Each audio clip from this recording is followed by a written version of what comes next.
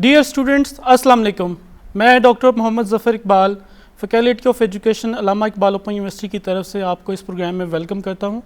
आज का programme course code 8613 research project से रिलेटेड है और आज के प्रोग्राम में मैं आपके साथ जो रिसर्च मैनुअल है उसके क्वेश्चन नंबर 4 से क्वेश्चन नंबर 10 तक गुफ्तगू करूँगा। तो हम इन क्वेश्चंस को वन बाय वन जो है वो देख लेते हैं और डिस्कस कर लेते हैं कि इनके अहम पॉइंट्स क्या हैं। क्वेश्चन नंबर 4 में क्या है, what are the major variables or constructs of your project. ठीक है, अब क्वेश्चन नंबर 4 बेसिकली जो आपका जब आप थीम सेलेक्ट करते हैं, उसके सब थीम सेलेक्ट करते हैं, तो उनके अंदर जो वेरिएबल्स होते हैं उनको आपने डिफ़ाइन करना होता है या डिस्क्राइब करना होता है।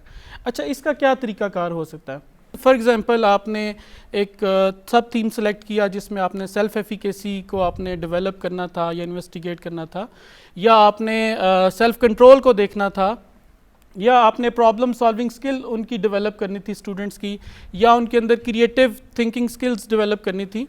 तो आप उस वेरिएबल को एक्सप्लेन करके लिखेंगे। दो सूरतें होती हैं, या तो आप किसी लिटरेचर से किसी रेफरेंस के साथ आप वो डेफिनेशन देते हैं उस वेरिएबल की, या आप क्या करते हैं, जो आपने कंसीव किया है कॉन्सेप्ट, जो आप अपनी रिसर्च में उसको इस्तेमाल कर रहे हैं, वो आप अपनी कंसेप्शन जो है वो लिखते हैं। ठीक है, तो दोनों सूरतों में आपने अपने वेरिएबल्स को, जो आपके रिसर्च के हैं, रिसर्च प्रोजेक्ट के वेरिएबल्स हैं, उनको क्लियरली कैटेगोरिकली स्टेट करना है, इधर आप रेफरेंस दे के या आप अपनी कंसेप्शन दे के। ठीक है, जो भी आप अपनी रिसर्च में उसको वेरिएबल को समझ रहे हैं कि ये वेरिएबल मेरे मुताबिक ये इसके ये मीनिंग बनते हैं। ठीक है, अच्छा, नेक्स्ट क्वेश्चन नंबर 5 में देखें, what did you want to achieve in this research project. ये जो रिसर्च प्रोजेक्ट है इसमें आप क्या अचीव करना चाहते हैं, आपका पर्पस क्या है।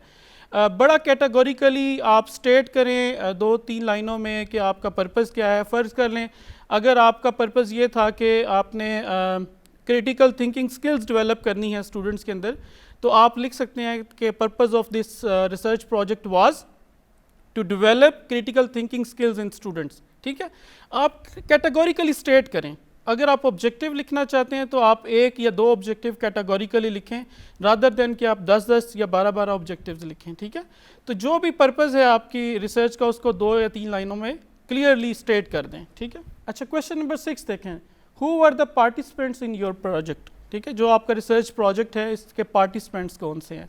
देखें, ये चूँकि एक एक्शन रिसर्च की जाती है और एक्शन रिसर्च में पॉपुलेशन या सैम्पल का लिखना ज़रूरी नहीं होता और नहीं लिखनी आपने, बल्कि आपने क्लास के अंदर फ़र्ज़ कर लें कोई स्टूडेंट्स ऐसे हैं जिनको लर्निंग डिसेबिलिटीज़ हैं या लर्निंग डिफ़िकल्टी है मैथमेटिक्स के अंदर, तो आप वो स्टूडेंट्स आइडेंटिफाई करके पर्टिकुलरली वो आपके पार्टिसिपेंट्स हो जाएंगे स्टडी के। अगर आप उनके अंदर कोई स्किल्स डेवलप करना चाहते हैं तो वो आपके पार्टिसिपेंट्स होंगे, ना कि आपका पॉपुलेशन और सैम्पल। ठीक है, तो आपने कोशिश ये करनी है कि पार्टिसिपेंट्स की का डिटेल देनी है कि कौन कौन से स्टूडेंट्स हैं या कितने स्टूडेंट्स हैं जो आपकी क्लास के अंदर आपके प्रोजेक्ट के पार्टिसिपेंट्स हैं। ठीक है, अच्छा, इसी तरह देखें, नेक्स्ट क्वेश्चन है, how did you try to solve the problem.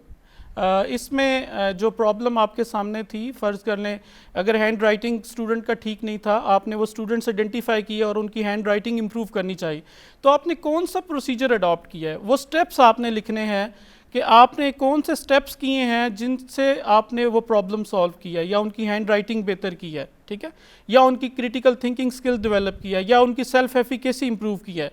ठीक है, तो कुछ भी जो आपने प्रॉब्लम को सॉल्व किया है, जो स्टेप्स किए हैं, वो आपने मेंशन करने हैं। मिसाल के तौर पर आप क्या कर सकते हैं, आप बताएंगे कि प्रोसीजरली आपने पहले वो स्टूडेंट्स कैसे सेलेक्ट किए जिनका वो प्रॉब्लम था, जिनकी क्रिएटिव थिंकिंग स्किल्स नहीं थी या जिनकी राइटिंग स्किल्स पुअर थी और आप इम्प्रूव करना चाहते थे, वो स्टूडेंट्स आपने कैसे आइडेंटिफाई किए, और फिर आपने प्रोसीजर क्या अडॉप्ट किया, आपने कौन सी इंटरवेंशन डेवलप की, कौन कौन से स्टेप्स आपने किए, वो इंटरवेंशन जो आपने स्टूडेंट्स को दी वो किसी से टीचर से किसी से चेक करवाई, कहीं से वैलिडेट करवाई, आपने उनका कोई टेस्ट लिया, आपने इंटरवेंशन करने के बाद कोई टेस्ट लिया। तो एक procedure, not in very mechanical वे कि जिस तरह हम बड़ी बाकी रिसर्चेस में लिखते हैं, आप सिंपल वे में जो स्टेप्स आपने किए हैं उनके अंदर कुछ चीज़ें डेवलप की हैं, वो स्टेप सिंपल आप लिख देंगे। ठीक है, तो उनकी डिटेल लिख देंगे। अच्छा, उसके बाद फिर इंस्ट्रूमेंट की बात हम करते हैं कि what kind of instruments were used to collect the data, ठीक है। और इंस्ट्रूमेंट्स देखें हमारे पास ज़ाहिर है टेस्ट हम कोई ले सकते हैं क्लासरूम के अंदर, कोई चेक लिस्ट हो सकती है, इंटरव्यूज़ लिए जा सकते हैं एज एन इंस्ट्रूमेंट, ठीक है, और कोई रेटिंग स्केल्स हो सकते हैं, पोर्टफोलियोज़ हो सकते हैं। तो डेटा लेने के कौन से इंस्ट्रूमेंट्स आपने यूज़ किए हैं, कोई एक इंस्ट्रूमेंट यूज़ किया है या एक से ज़्यादा यूज़ किए हैं, और वो आप उनकी डिटेल लिखेंगे कि कौन कौन से इंस्ट्रूमेंट से आपने डाटा लिया है। और नेक्स्ट आपने ये भी लिखना है कि वो इंस्ट्रूमेंट आपने खुद डेवलप किए हैं या आपने किसी से बारो कर लिए हैं या अडॉप्ट कर लिए हैं। अगर आपने एज इट इज़ किसी का इंस्ट्रूमेंट अडॉप्ट किया है तो आप फिर उसको रेफ़र भी करेंगे, उसका रेफरेंस देंगे कि ये इंस्ट्रूमेंट फ़लाँ बंदे ने डेवलप किया था और मैंने अपनी स्टडी में यूज़ कर लिया। और अगर आपने खुद डेवलप किया है तो फिर आप उसका कुछ प्रोसीजर लिखेंगे, आप बताएंगे कि ये इंस्ट्रूमेंट आपने कैसे डेवलप किया, उसको उसकी वैलिडिटी कैसे इंश्योर की, आप थोड़ी सी उसकी डिटेल लिखेंगे, ठीक है। इवन आप उसके कंस्ट्रक्ट्स के सब कंस्ट्रक्ट्स लिखेंगे कि किन किन के ऊपर आपने वो इंस्ट्रूमेंट जो है ना वो मेजरमेंट कर रहा है। इंस्ट्रूमेंट की डिटेल आप दे देंगे, ठीक है। नेक्स्ट क्वेश्चन है कि what are the findings and conclusions. देखें यहाँ पे अक्सर स्टूडेंट्स जो है ना वो करते ये हैं कि उसके जो टेबल्स हैं वो ऐड करना शुरू कर देते हैं। यहाँ पे आपने कोई टेबल्स ऐड नहीं करने, ठीक है। जो है SPSS के डाटा एनालिसिस के टेबल हैं या एक्सेल के एनालिसिस के टेबल हैं वो आपने यहाँ पे ऐड नहीं करने, बल्कि यहाँ पे सिर्फ फाइंडिंग्स लिखनी है कि फ़र्ज़ कर लें आपका पर्पज़ ये था कि आपने जो है वो क्रिटिकल थिंकिंग स्किल्स डेवलप करनी थी या आपने राइटिंग स्किल्स इंप्रूव करनी थी, तो आप यहाँ पे ये लिखेंगे कि उस इंटरवेंशन के बाद जो आपने दी है उसके बाद क्या इंप्रूवमेंट आई है, फाइंडिंग क्या आई है, क्या वो सेल्फ एफिकेसी उनकी इंप्रूव कर गई है, क्या उनकी प्रॉब्लम सॉल्विंग स्किल्स इंप्रूव कर गई हैं, कितनी इंप्रूव कर गई हैं, ठीक है। तो आपने यहाँ पे सिर्फ फाइंडिंग्स लिखनी है। अगर आपको स्टेटिस्टिकल एनालिसिस के टेबल्स ऐड करने हैं तो आप एंड पे अपेंडिक्स में जो है ना वो ऐड कर देंगे, ठीक है। और कंक्लूजन्स आपने ड्रॉ करने हैं, जैसे आप ये भी कर सकते हैं कि 2 या 3 फाइंडिंग्स का कोई एक कंक्लूजन ड्रॉ करें, ठीक है। और ये भी मुमकिन है कि आप 4 फाइंडिंग्स का कोई एक कंक्लूजन ड्रॉ करें। तो कंक्लूजन्स जो है वो स्पेसिफिक हो जाएंगे, वो 3 या 4 फाइंडिंग्स को मिला के भी हम कंक्लूड कर सकते हैं।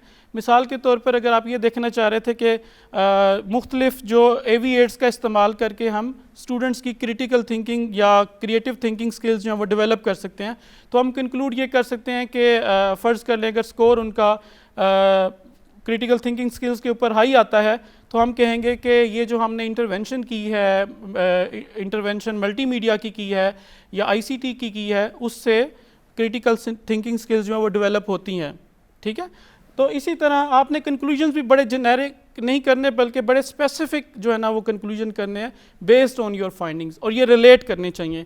ये ऐसे नहीं कि फाइंडिंग्स किसी और डायरेक्शन में जा रही हैं और कंक्लूजन्स आपके किसी और डायरेक्शन में जा रहे हैं, तो ये बड़े क्लोजली रिलेटेड हों, ठीक है। इसके बाद आपने समरी देनी है क्वेश्चन नंबर 10 में। समरी में आप क्या लिखेंगे, आप डिटेल लिखेंगे कि आपने जो प्रोसीजर अडॉप्ट किया है रिसर्च का, right from the start of objectives then conclusion तक ना, आप उसमें जनरली लिखेंगे इस तरह के कि आपकी स्टडी का पर्पज़ क्या था और उस पर्पज़ को फिल करने के लिए आपने कौन सा प्रोसीजर अडॉप्ट किया, ठीक है, और कौन से पार्टिसिपेंट्स आपके थे रिसर्च के, इंस्ट्रूमेंट्स कौन से आपने यूज़ किए, उनकी थोड़ी थोड़ी आप डिटेल लिखते जाएंगे कि इंस्ट्रूमेंट्स कौन कौन से थे, उनको आपने अडॉप्ट किया था या आपने ख़ुद डेवलप किए थे, और अगर आपने ख़ुद डेवलप किए थे तो उनका जो प्रोटोकॉल है या आपने फ्रेमवर्क है वो किसी से वैलिडेट करवाया, किसी को चेक करवाया, ठीक है। तो आपने थोड़ी सी डिटेल लिखनी है ऑब्जेक्टिव्स की या पर्पज़ की, आपके प्रोसीजर्स की जो आपने रिसर्च प्रोसीजर्स अडॉप्ट किए हैं, फिर उसके बाद पार्टिसिपेंट्स की डिटेल लिखनी है कि कौन कौन से पार्टिसिपेंट्स थे और कितने थे, और उसके बाद आपने इंस्ट्रूमेंट्स की डिटेल दे के फिर एनालिसिस या फाइंडिंग्स जो आपने लिखी होंगी फाइंडिंग्स की डिटेल देनी है। मेजर फाइंडिंग्स यहाँ पे लिखें, समरी में सारी फाइंडिंग्स लिखने की ज़रूरत नहीं है, मेजर फाइंडिंग कोई 1 या 2 मेजर फाइंडिंग लिख दें और इसी तरह 1 या 2 मेजर कंक्लूजन लिख दें, ठीक है। तो इस तरह आप जो है वो 10th क्वेश्चन जो है ये कर पाएंगे। इस एडवाइस के साथ मैं आपसे इजाज़त चाहूँगा कि अपनी फील्ड में एक्सीलेंस हासिल करें, ठीक है। अल्लाह ताला आपका हामी नासिर हो। खुदा हाफिज़।